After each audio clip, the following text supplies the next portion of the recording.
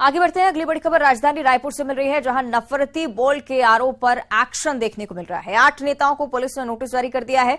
BJP नेताओं को police की तरफ से नोटिस सामने आया है और कांग्रेस के नेताओं ने शिकायत की थी। आपको याद होगा, जो तस्वीरें लगातार हम दिखा रहे थे कांग्रेसी नेताओं की, जो कि बीजेपी नेताओं की शिकायत करने के लिए शिकायती पत्र लेकर पहुंचे थे। और इस पर अब कार्रवाई हुई है, एसएसपी की कार्रवाई, जिसमें 17 अप्रैल तक अब बीजेपी नेताओं को जवाब देना होगा। तो ये बड़ी जानकारी आपके साथ साझा कर रहे हैं राजधानी रायपुर से बड़ी खबर। ज्यादा चर्चा के लिए सहयोगी ममता हमारे साथ जुड़ गई, उनका हम रुख कर लेते हैं। ममता, वो तस्वीर हमने देखी थी जिसमें कांग्रेस के नेता बीजेपी नेताओं की शिकायत करने के लिए पहुंचे थे, क्या कुछ कार्रवाई अभी तक, क्या जानकारी इस पर?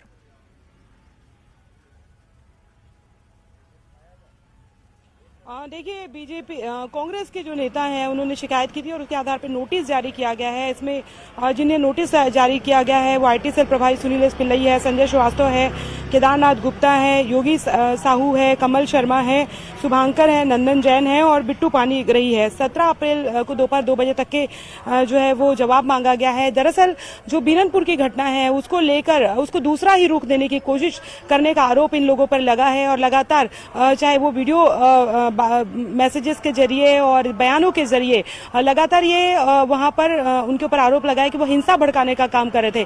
कम्युनल जो वायलेंस है उसको बढ़ावा देने का और वो रंग देने की कोशिश कर रहे थे और यही वजह है कि इन लोगों को जो है वो नोटिस जारी किया गया है। जवाब इनसे मांगा गया और संतुष्ट जवाब नहीं जवाब जो है संतुष्टिपूर्वक नहीं देने पर इन पर जो है वो मामला दर्ज कराने की बात कही गई है। और अगर हम बात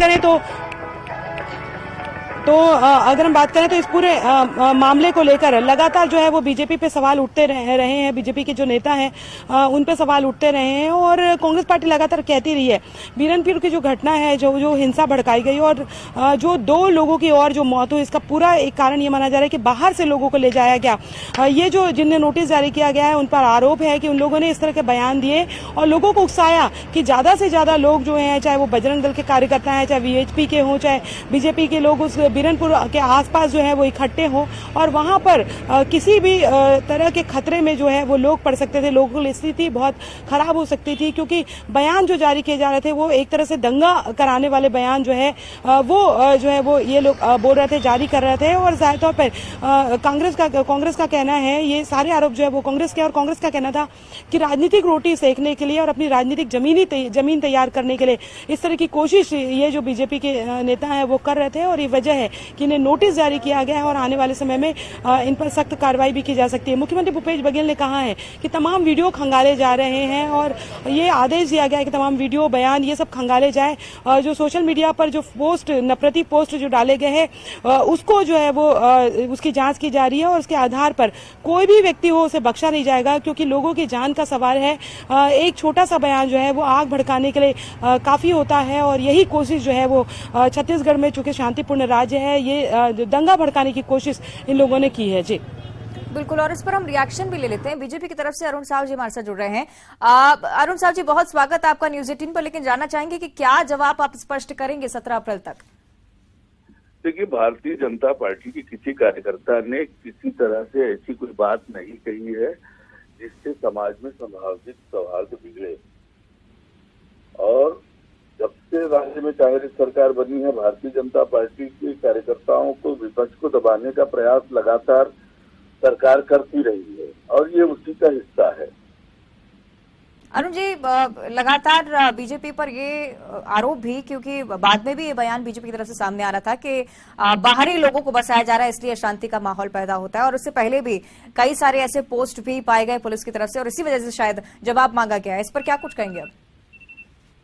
देखिए, भारतीय जनता पार्टी के किसी कार्यकर्ता ने कोई इस तरह की बातें नहीं कही है, न पोस्ट डाला है, बल्कि छत्तीसगढ़ की कानून व्यवस्था की स्थिति पर नियंत्रण राज्य सरकार नहीं कर पा रही है और विपक्ष को दबाने के लिए, विपक्ष की गतिविधियों को रोकने के लिए राज्य सरकार भारतीय जनता पार्टी के कार्यकर्ताओं को लगातार प्रताड़ित और परेशान करती रही है। उसी का ये हिस्सा है। चलिए ठीक है, आप आरोप लगा रहे हैं तो देखना होगा भी क्या होता है आगे। फिलहाल शुक्रिया आपका हमारे साथ बातचीत करने के लिए। और भोपाल से अगली बड़ी खबर, जहां संघ के फीडबैक के बाद बीजेपी का मंथन लगातार चल रहा है। सीएम हाउस में मंत्रियों के साथ बैठक की है मुख्यमंत्री शिवराज सिंह चौहान ने, और संघ के सर्वे पर यह पूरी जो बैठक थी आधारित थी। आई डेंजर जोन, जो जितने भी ऐसी सीटें हैं जो कि रणनीति की जहां पर बहुत ज्यादा जरूरत है, जहां पर बीजेपी की स्थिति कुछ खास नहीं है, इसी वजह से मंथनों का दौर उन्हीं सीटों पर लगातार चल रहा है। इन्हीं सीटों की समीक्षा की गई और प्रभारी मंत्री को भी निर्देशित किया गया है कि आगे की रणनीति को लेकर पहले से वो सजग रहें। अलग अलग 3 चरणों में बैठक हुई। बीजेपी प्रदेश अध्यक्ष वीडी शर्मा मौजूद रहे। हालांकि गृह मंत्री नरोत्तम मिश्रा और मीना सिंह शामिल नहीं हो पाई कुछ निजी कारणों की वजह से, लेकिन जितने भी मंत्री शामिल हुए थे साफ तौर पर निर्देश था कि विधानसभा चुनाव के मद्देनजर कमजोर सीटों पर बीजेपी फोकस करे।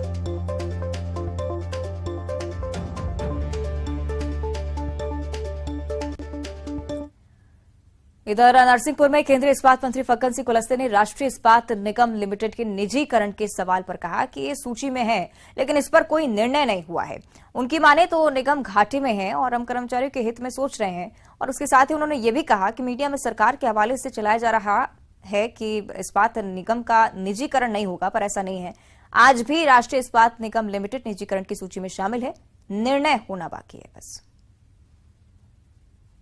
ये कहना चाहता हूं और मेरी स्पष्टीकरण है कि हमारी सूची में आज शामिल है, निजीकरण की सूची में निर्णय होना बाकी है।